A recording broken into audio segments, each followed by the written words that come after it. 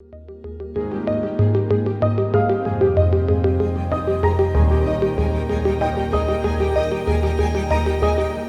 everyone, and I'd like to welcome you all to episode 2 of our McGill and Partners video series, Open Book, where we invite industry and market leaders to discuss current trends and debate on topics and events affecting both the insurance market and more broadly.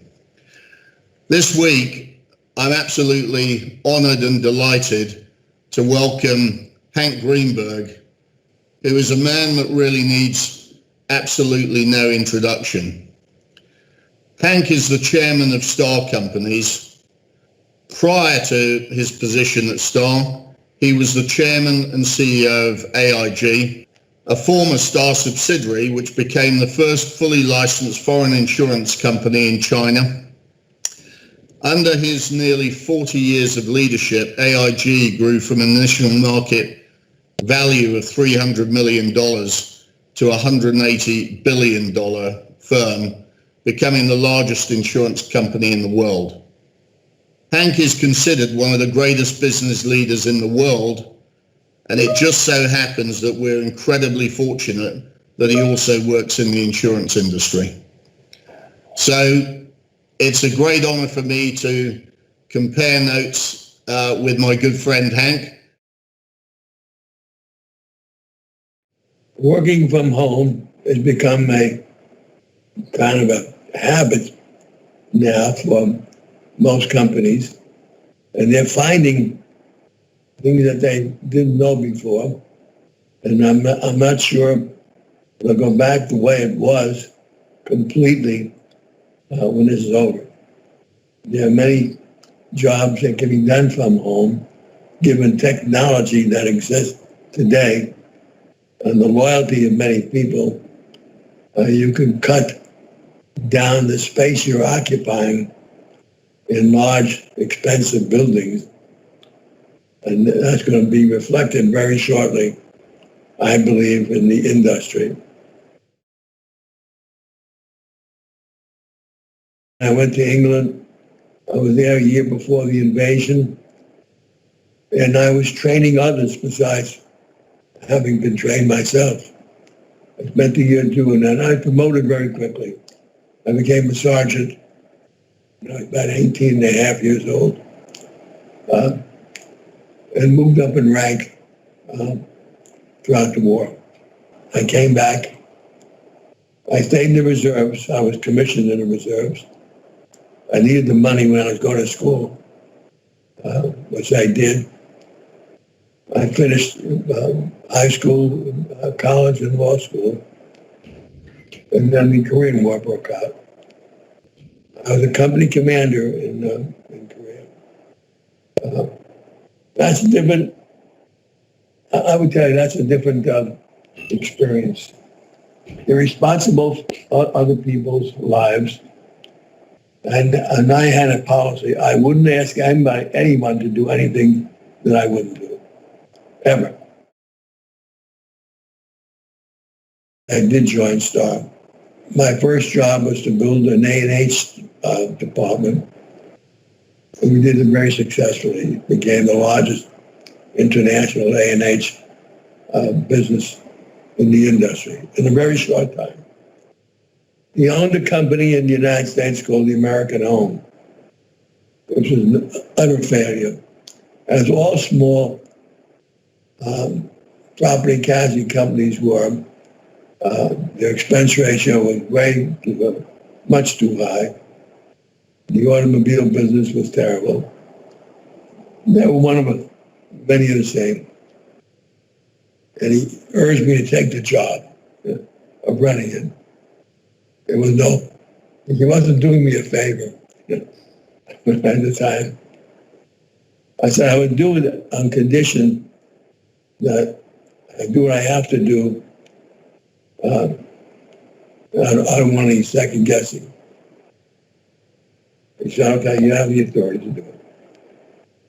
I reinsured out the entire business of the Continental Insurance Company. Got rid of all the agents and started business with brokers only, large commercial risk. I hired a half a dozen guys from London who understood that business. We were off and going. So we did, that did very well. We bought then the New Hampshire Insurance Company, which is part of the AIU family. That was a good company. And I started several others, and we built what became known as AIG. I left Stevie Starr Company out of AIG. I kept it on its own, not doing anything. And we built AIG, as you pointed out, the largest insurance company in history. Well, China has developed amazingly. It's grown enormously, and more online business is done than any other country.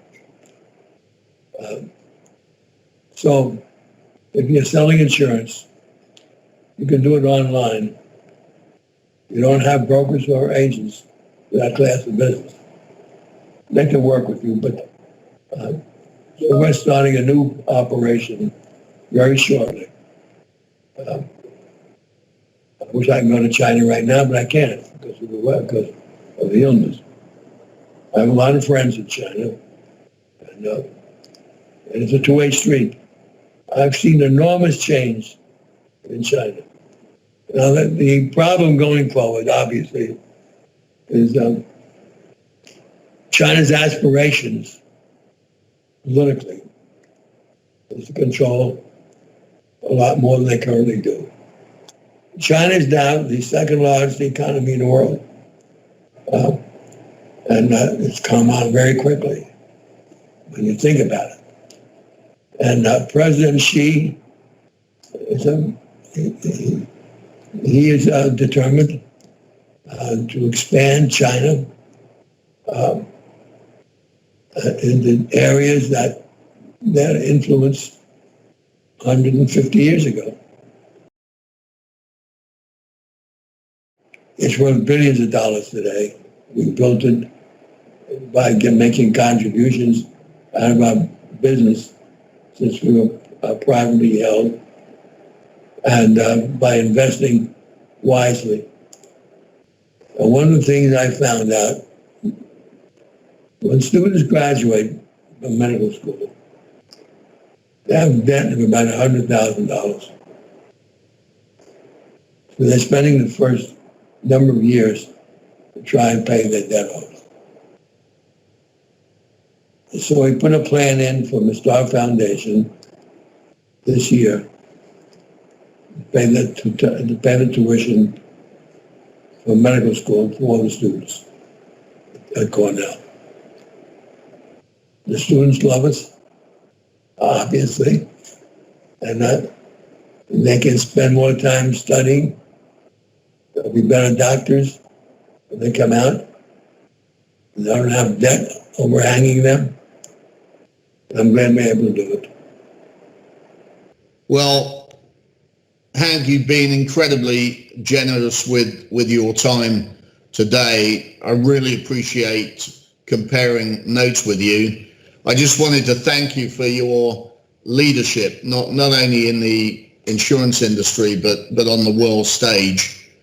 I'd like to thank you for your mentorship throughout my entire career. And most of all, I'd like to thank you for my friendship with you. It's been a great journey together with you, and we've got lots to do going forward. Yes, we do. I agree with everything you've said. I consider you a very close friend, a great ally, and I learn a lot from you when I see you. So thank you for taking the time also.